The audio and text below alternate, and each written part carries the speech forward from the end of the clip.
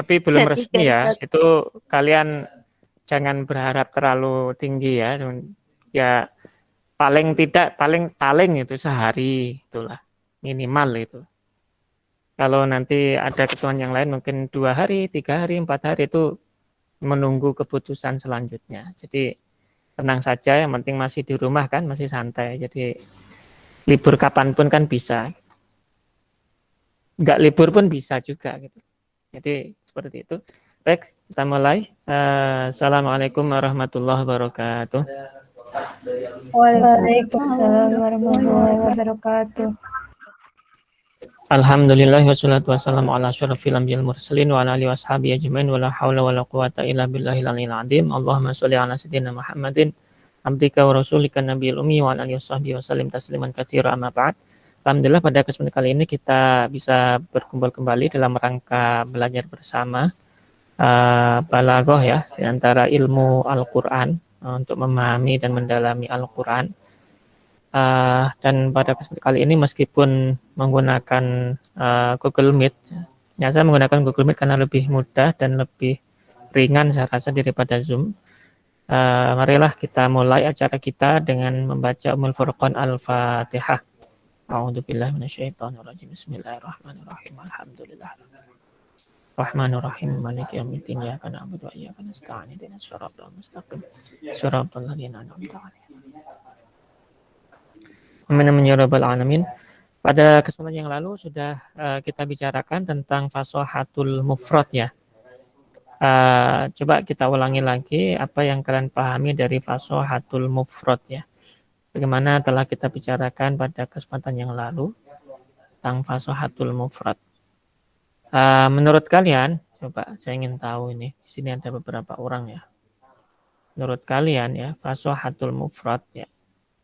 Itu kira-kira apa yang bisa kalian pahami? Coba saya ingin tahu binti A'izzatun. Binti A'izzatun.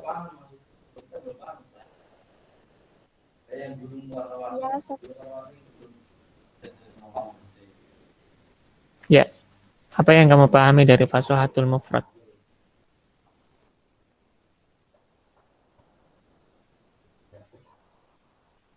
Suaranya nggak dengar?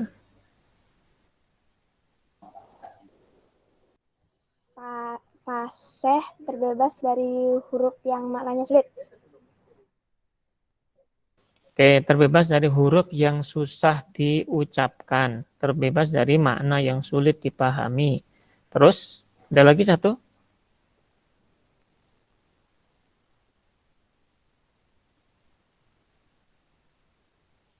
Itu saja? Oke, sementara waktu itu saja. Baik, terima kasih ya. Itu diantaranya. Saya ingin tahu juga yang dipahami oleh Hamidah Alia. Hamidah Alia. Iya, Ustaz. Ya, apa kira-kira? Fasohatul mufrad tadi sudah disampaikan oleh binti A'izzatun. Bahwasanya fasohatul mufrad itu suatu kata yang tidak didapat di dalamnya itu huruf-huruf yang susah diucapkan, tidak didapat di dalamnya makna yang sulit dipahami. Ada lagi satu lagi, apa menurut kamu, Hamidah Alia? Terbebas dari tidak disukai pendengaran. Terbebas dari tidak disukai pendengaran. Oke. Ada lagi, tambahan lagi ada? Pengucapan huruf yang berat. Selain itu? Tidak menyalahi kaidah. Benar, tidak menyalahi kaidah sharaf. Ya. Oke, contoh dari saya coba tanya yang lainnya. Contoh dari tidak terdapat di dalamnya atau contoh dari kata-kata yang terdapat di dalamnya huruf yang susah diucapkan, yang dianggap tidak fasih. Kira-kira apa ya? Firda Ayumi. Firda Ayumi.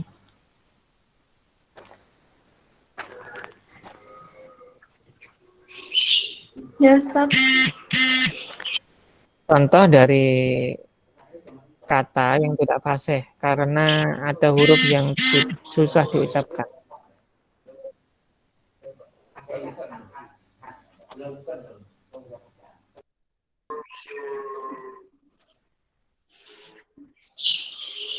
Oke, ho, ho.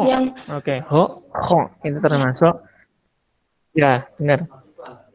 Yang kemarin ya. Pokoknya yang kemarin, yang mana? Ya, pokoknya yang kemarin itu ya. Oke. Baik. Sekarang Alma Syama. Alma Ya, Syama. Ustaz.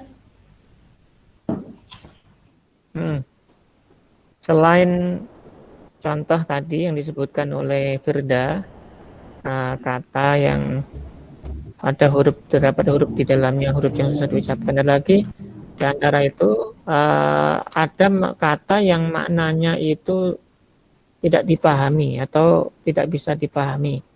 Menurut kamu contohnya apa ya? Yang itu kemarin yang ada musarrojan. Musarroja, baik. Kenapa musarroja ini dianggap tidak baku atau tidak fasih?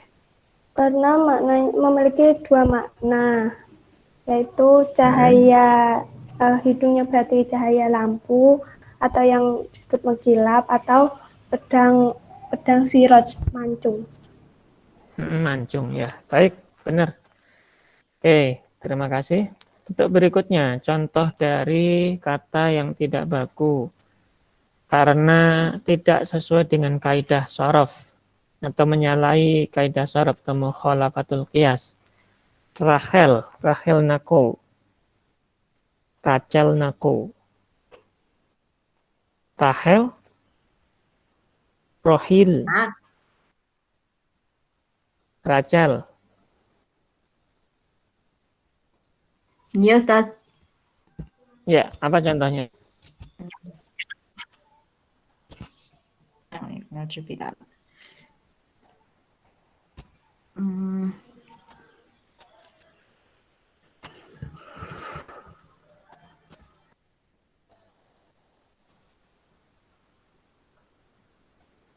Ya, contohnya apa? Maaf, gimana Ustaz? Wifi saya nge-lag. Gimana? Oke, contoh kata yang di dalamnya itu dianggap tidak fasih karena menyalahi kaidah shorof atau kaidah yang baku atau mukhalafatul qiyas.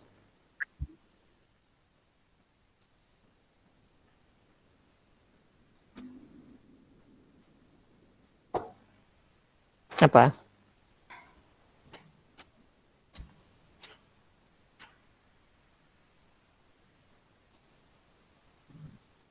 Oke, dibantu ini Safira Najwa.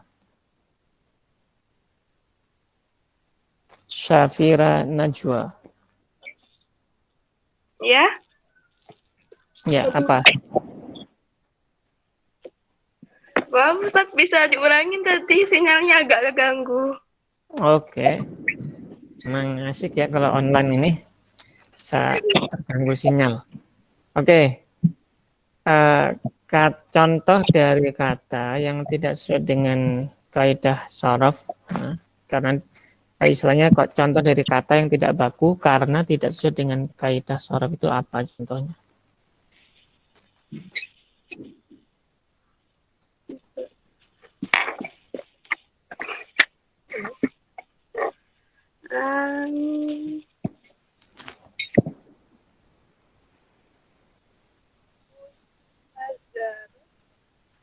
Apa? Mustazarat. Mustasyirat itu karena susah diucapkan, yang tidak sesuai dengan kaidah shorof. Coba Nisa, apa? Al-Ajal. Al-Ajlal, oke bagus. Al-Ajlal, ya Al-Ajlal. Oke, saya rasa cukup. Kita lanjutkan lagi pembahasan kita biar waktunya tidak terbuang sia-sia. Ini sudah kita bahas kemarin ya tentang ini, tentang beberapa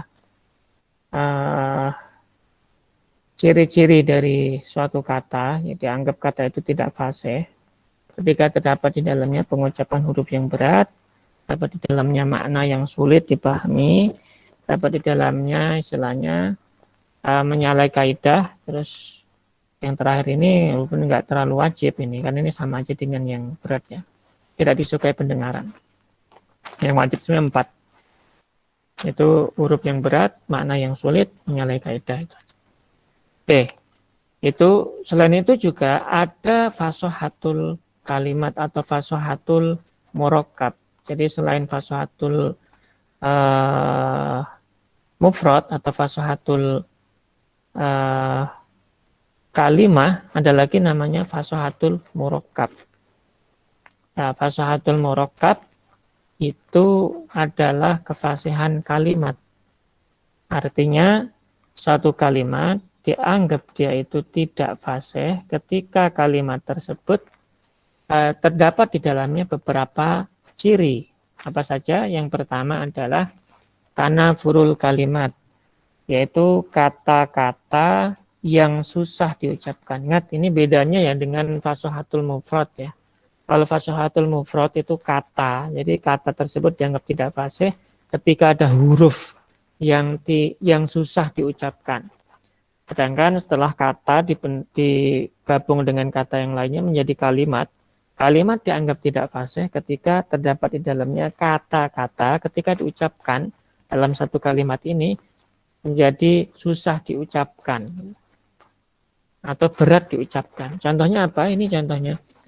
Wa qabru harbin makanin qafru walisa kurba qabri harbin qabru. Kalau agak cepatnya agak susah lagi. Wa qabru harbin makanin qafru sila kurba qabri harbin qabru. Nah, kalimat ini dianggap tidak fasih. Mengapa tidak fasih? Karena kalimat ini, jumlah ini, kalam ini terdapat di dalamnya kata, walaupun kata itu kalau kita telah satu persatu itu fasih. Qobrun itu fasih, harbun itu fasih, ya. Qobrun itu fasih, harbun itu fasih, ya. Ingat, qobrun itu fasih, harbun itu fasih, kofrun fasih. Fasih karena ini tidak terdapat di dalamnya ciri-ciri yang memberatkan maupun yang tidak bisa dipahami. Ini sesuai dengan kaidah fasohatul mufrad, syarafnya juga sesuai. Namun, coba korbun ini juga sama, ini fasih semuanya fasih. Namun, ketika kata-kata ini digabung menjadi satu dalam satu kalimat, ketika dibaca itu menjadi susah. Contohnya ini tadi ya, wa qabru harbin makanin qafru lasakurba qabri harbin qabru. Itu jadi susah. Coba kalian baca coba, ini susah ini. Maka kalimat ini dianggap kalimat yang tidak fasih. Sekali lagi, kenapa tidak fasih? Karena terdapat di dalamnya kata-kata yang susah diucapkan. Ya, karena kedekatan makhrajnya. Wa qabru harbin, ya. Ba, ro, ba. Dimakanin qafru, qaf, ro. Walaysa qurba, qaf, ro, ba. Qabri, qaf, ba, ro. Ini mirip ini. Harbin qabru loh. Ini kan. Makanya ketika ada kata-kata yang itu susah diucapkan ketika digabung jadi satu, dua digabung ini, maka kalimat tersebut ini semuanya ini kalimat ini dianggap tidak fasih. Karena kata-katanya tadi susah diucapkan. Contoh yang kedua sama. Aqil lanil aqti ihsi anli salli a'id zid hasya basya tafaddal adni surrasili. Ini susah juga diucapkan. Walaupun satu persatu kalau dibaca itu fasih, gampang bisa dimengerti juga sesuai dengan kaidah shorof.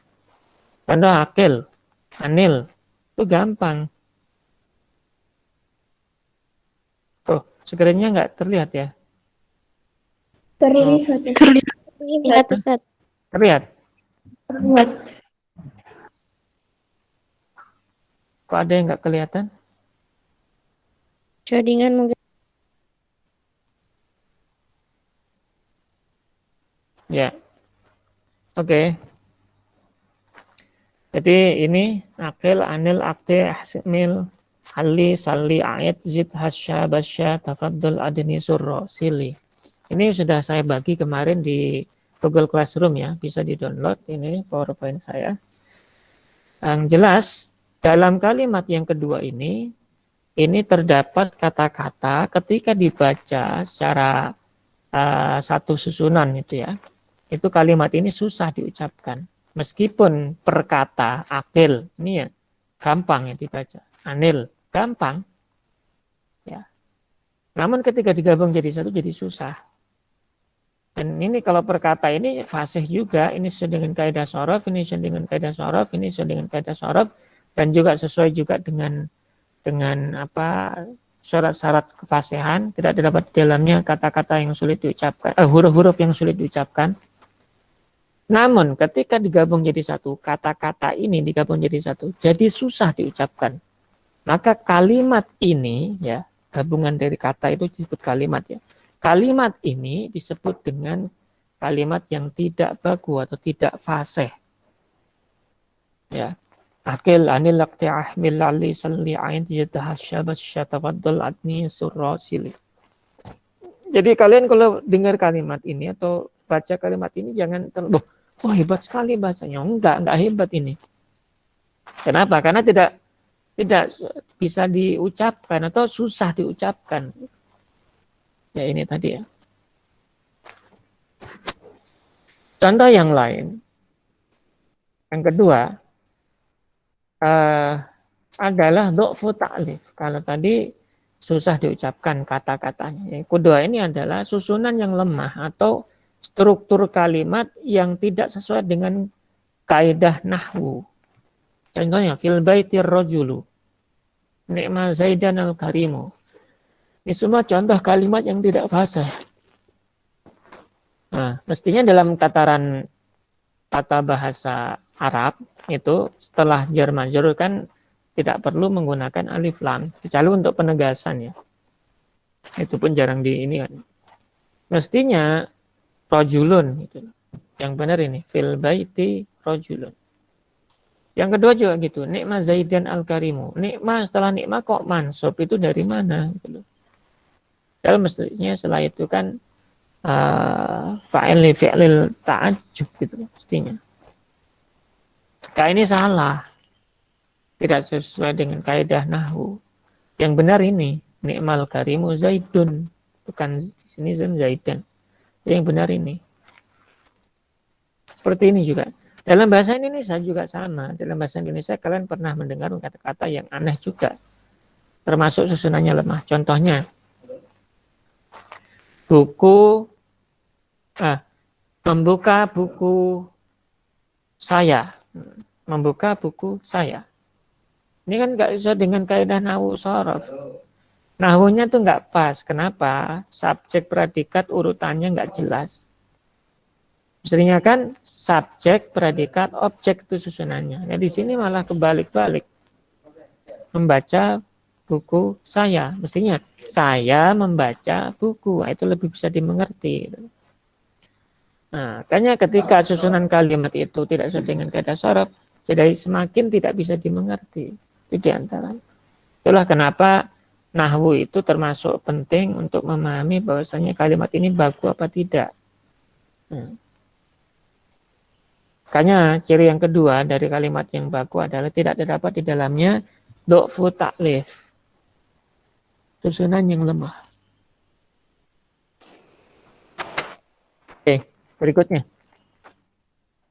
Yang terakhir adalah takkid. Susah.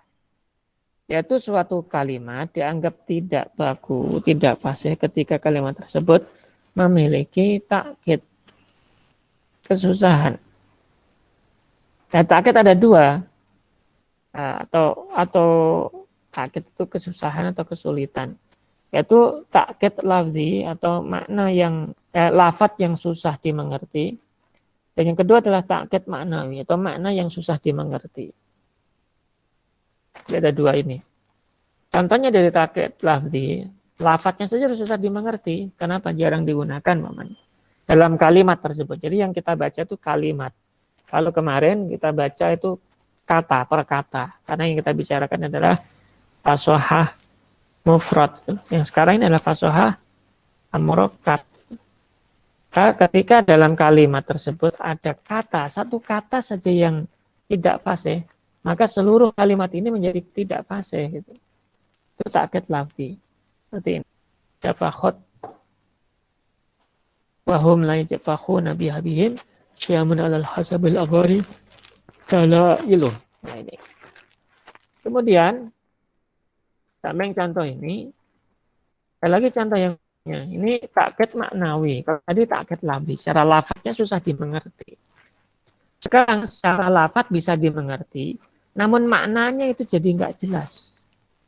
Contohnya, saat tulubu ada dari ankum litaqrabu wa taskubu ainaya adumu litajak muda. Saya akan mencari saat tulubu, saya akan mencari ada dari jauhnya rumah atau rumah yang jauh ankum dari kalian semuanya litaqrabu supaya kalian bisa dekat denganku. Wa taskubu ainaya dan air dan mataku akan memuntahkan adumu air mata litajak muda agar mengering atau membeku air mata tersebut. Kan aneh. Keluar mestinya untuk keberkahan ternyata ke dalam. Misalnya kan untuk kalau tadi kan saya akan mencari rumah yang jauh darimu agar engkau bisa dekat denganku. Loh, rumah yang jauh kok dekat, kan aneh itu. Saya mau keluar tapi agar bisa masuk. Loh, keluar agar bisa masuk, kan aneh. Air mata keluar agar membeku. Loh, air mata mengalir agar membeku atau keluar, kan aneh juga. Gak bisa dimengerti. Nah ini sama gitu. Saya mencari rumah yang jauh agar kalian bisa dekat denganku. Logikanya rumah jauh ya jauh, nggak mungkin dekat gitu. Maka kalimat ini tidak baku. Kenapa? Susah dimengerti. Soal kalau kami semuanya nggak bisa dimengerti, ya nggak apa-apa. Karena kalian kan mungkin baru awal untuk belajar bahasa Arab ya, dari nahwu, saraf dan sebagainya. Kayaknya harus sering-sering baca. Ketika baca Quran pun kalau bisa dipahami menggunakan alat ini. Oke. Contoh yang lainnya gimana? Contoh yang lainnya itu, ada seseorang ngomong kepada kalian, kan? Engkau bagaikan bulan, karena juga itu tergantung bagaimana sudut pandang ya. Engkau bagaikan bulan. Kalau secara sudut pandang sastra, maknanya adalah kiasan. Tapi kalau sudut pandang ilmu fisika, itu diprotes, engkau bagaikan bulan. Bulan itu kalau dilihat pakai teropong bintang itu kelihatan sekali geratul-geratul lubang-lubangnya itu. Berarti artinya kan kamu jelek gitu. Tapi kalau bahasa sastra itu kan yang dilihat itu perasaan. Lihat bulan itu kelihatan bagus sekali ketika malam hari nggak ada orang atau gelap gulita yang ada hanya bulan, kan indah. Itu bahasa sastra. Tapi kalau dalam fisika ya beda. Seperti itu juga, itu enggak ambigu juga gitu dalam pembicaraan tadi. Sama juga dengan ini. Ini ketika ada makna yang susah dipahami, walaupun lafadznya itu kalau secara harfiah itu bisa dipahami ya. Namun ketika digabung dalam satu kalimat, maknanya jadi enggak jelas gitu ya. Kalimat tersebut, maka kalimat itu dianggap kalimat yang tidak fasih atau tidak baku. Ini contoh-contohnya. Selain itu juga termasuk ketidakbakuan dari kalimat ketika terlalu banyak kata-kata yang diulang-ulang. Kunta, katam tasiro, kunta, kama kunna, wa kunta, walakin daka, lam yakun. Terlalu banyak kunta-kuntanya. Tidak baku. Wal majid la yarda bi antarda bi an yardul ma'asyiru minka illa biridol. Terlalu banyak yardonya itu. Juga tidak baku. Dan sebagainya, yang jelas kalimat-kalimat yang enggak jelas. Ini terlalu banyak idhofah, itu juga enggak baku. Ad beni'am ahya umis lias alani hal faraqat arasat dar a'la. Ini terlalu banyak juga idhofah. Amamah jara'ah jaumatil janli isja'i fa'anta bimar'an min sa'adin wa musma'in hadha kabitu suraji furusi ulami zaid. Terlalu banyak. Contohnya gini, dalam bahasa Indonesia ini. Aku tadi bertemu dengan temannya, adiknya, kakak, dan orang tua dari temanku. Tuh. Coba kalian dengar kata itu aja bingung.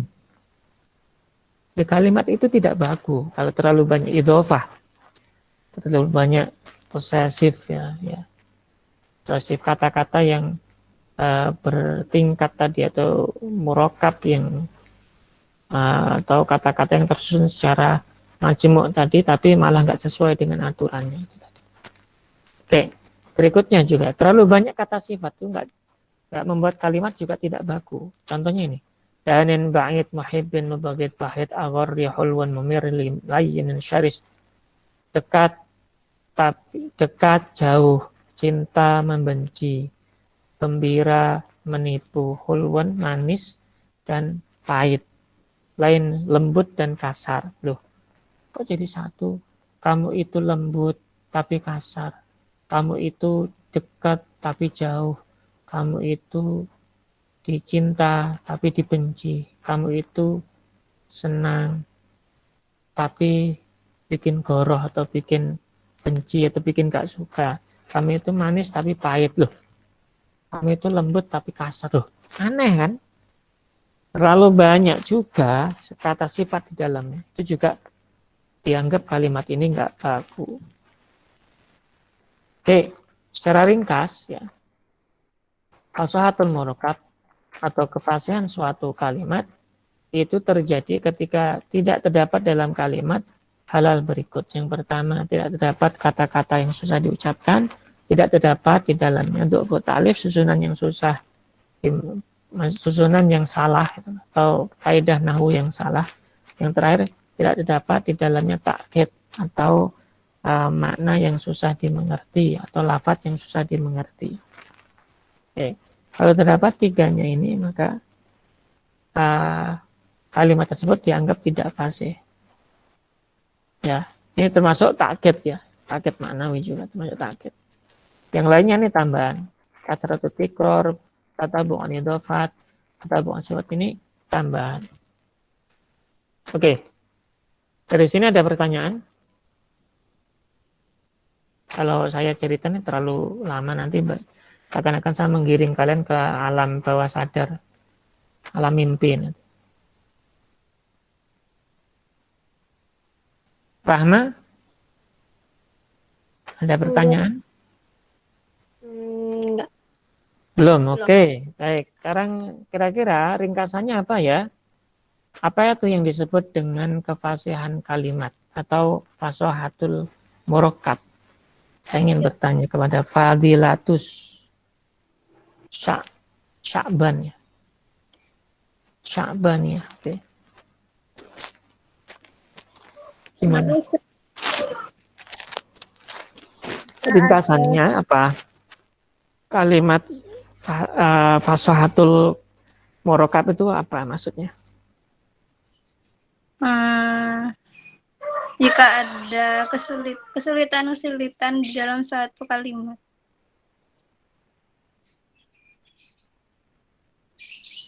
Apa tadi?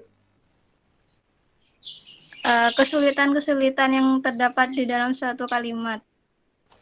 Yaitu ketika suatu kalimat itu tidak terdapat di dalamnya beberapa ciri-ciri berikut, yaitu yang pertama, tidak dapat di dalamnya kata-kata yang sulit diucapkan. Yang kedua adalah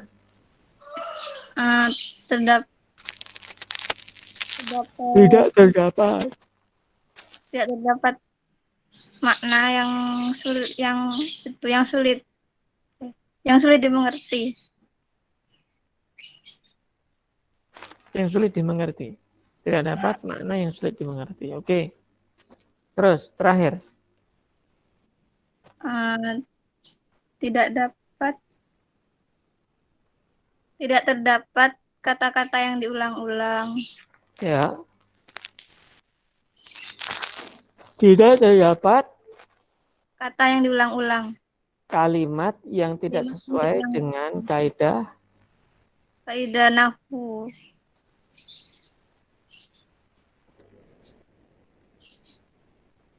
Oke. Ada yang menambahi? Naura?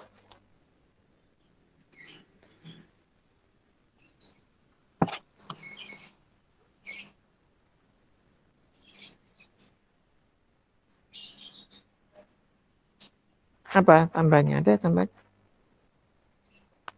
Coba Jihan Sahda. Ya Ustaz. Ya, apa? Ada tambahan? Susunannya tidak sempurna. Iya, susunannya tidak sempurna atau lemah. Oke, baik, terima kasih. Seperti itu tadi ringkasan dari fasohatul murakkab atau fasohatul kalam. Sedangkan lanjutannya fasohatul mutakalim atau kefasihan pembicara. Pembicara dianggap yaitu fasih ketika dia mampu menyampaikan apa yang dimaksud dengan lafaz yang baik dan fasih. Artinya mampu mengungkapkan ungkapan dengan baik dan lembut dengan menggunakan tafsiran-tafsiran. Tafsiran.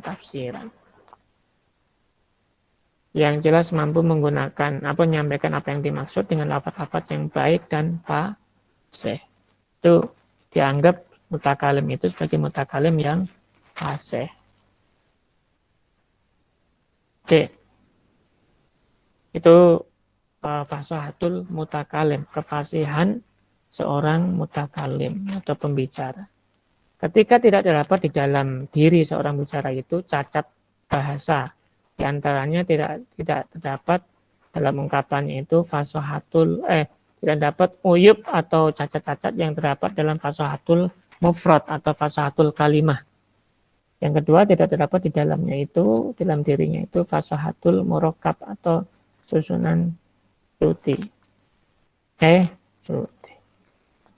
Kalimat, susunan kalimat yang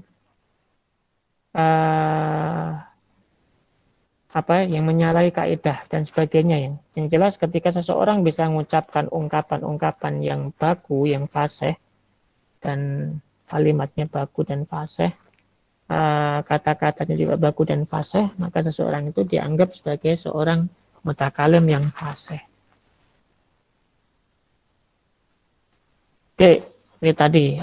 Intinya adalah fasohah itu ada berapa? Coba. Dari kesemuanya tadi, fasohah itu ada berapa ya? 3. Benar. 3. Ada 3. Yang pertama fasohatul Mufrad. yang kedua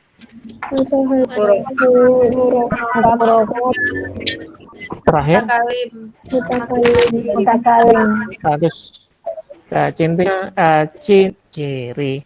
cirinya fasahatul mufrad itu ketika dalam suatu kata ya tidak terdapat di dalamnya ciri-ciri yang saya sebutkan di atas itu. Karena furul huruf, warabatul istimal, mukhalafatul qiyas. 3 saja itu sudah cukup. Yang lainnya tambahan. Kemudian murakkab itu ketika tidak terdapat di dalamnya tanafurul kalimat, du'fut alif dan takkid. Udah itu tok. 3 tok itu sebenarnya cukup. Yang lainnya tambahan. Dan yang terakhir tidak dapat di dalamnya uyubul murakkab maupun mufrad atau cacat dalam kalimat maupun cacat dalam kata-kata gitu. Nah, ini diantaranya.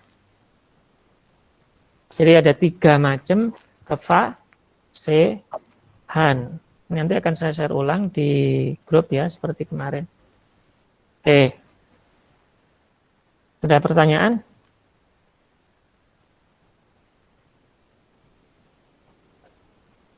Tidak ada?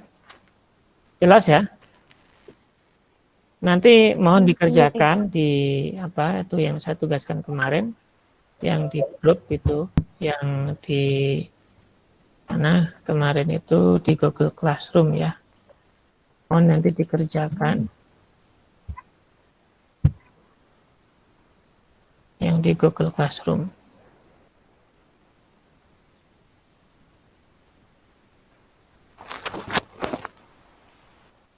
Ya, ini nanti mohon dikerjakan. Sains 4 ya? Ya. Yang kemarin kan sudah saya tampilkan semuanya untuk materi-materi. Penting tugasnya kan di sini, tugasnya ini tugas mengerjakan latihan modul ini. Ditulis di sini aja. Ini kan sudah Word ya. Tinggal ditulis pakai tangan pakai ketikan aja, nanti kalau dikirimkan juga lewat sini, lewat Google Classroom saja. Ya. Memang ada yang berantakan enggak masalah, yang penting kalian tulis di titik-titiknya ini. Tuh. Oke, silakan kerjakan sampai halaman 11. Ini juga ini kesimpulannya kalian kerjakan. Ini juga contohnya ambiguitasnya apa. Kalian kerjakan. Terus ini takkit ini ya. Ada 2 apa saja.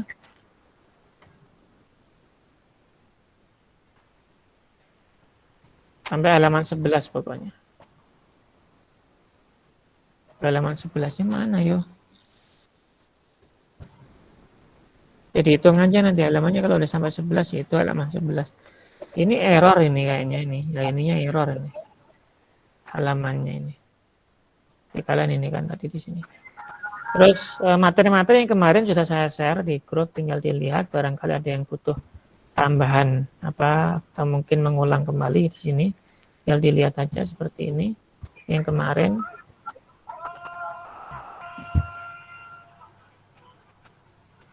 ya ini sudah, silahkan aja dilihat di grup kelas kalian. Dan kalau butuh yang lainnya, umpamanya kalian butuh hal-hal yang lainnya, bisa dilihat di di website. Di sini ini kelas balaghah kita, kalian bisa lihat di sini ini yang lalu ini. Kemudian ada buku-buku. Nah, ini buku-bukunya bisa di-download ini. Ini yang bahasa Arab.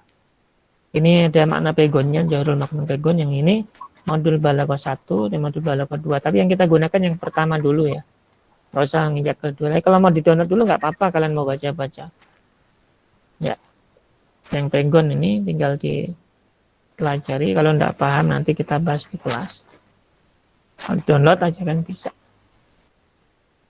Nah, semuanya sudah ada. Baik. Semacam itu. Oke, kita kembali lagi ke studio. Ada pertanyaan? Alma, Silma, Anjali, Tina, Ustadz. Octavia, Nurlila. Ya, Ustadz, silakan. itu kalau misal ya tugasnya kita print terus kita tulis pakai tangan, nggak apa-apa, Ustadz? Nggak apa-apa. Tapi kalian ngumpulkannya gimana? Di foto. Di foto. Oke, silakan nanti tapi di Google Classroom ya. Iya, Tetap ya di attachment-nya di Google Classroom ya. ya. Nggak apa-apa, Bisa Les. itu nulis Arabnya pakai keyboard. Oh iya, nggak apa-apa. Nanti di Google Classroom aja kalian apa yang kalian sudah foto-foto tadi dikumpul jadi satu di attachment, di attach di situ di Google Classroom. Biar nanti terdata di siapa yang sudah mengumpulkan, siapa yang belum. Kalau bisa nanti namanya pakai nama lengkap ya. Itu yang di akun kalian, akun Google Classroom-nya. Ya, syukran Ustadz. La syukran al wajib. Silakan yang lain.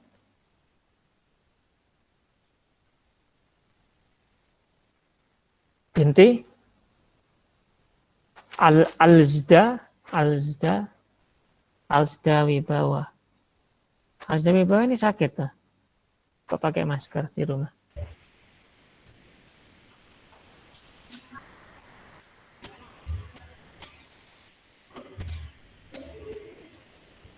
Oke, sudah ya. Waktunya sudah habis, sudah jam 11. Ini giliran materi berikutnya. Itu saja yang bisa saya sampaikan. Kurang lebihnya saya mohon maaf. Nah, tatimil hamdalah, alhamdulillahirabbil alamin. Walafu minkum wallahu muwaffiq ila aqwamit thoriq. Assalamualaikum warahmatullahi wabarakatuh. Waalaikumsalam warahmatullahi wabarakatuh. Maaf, Ustaz.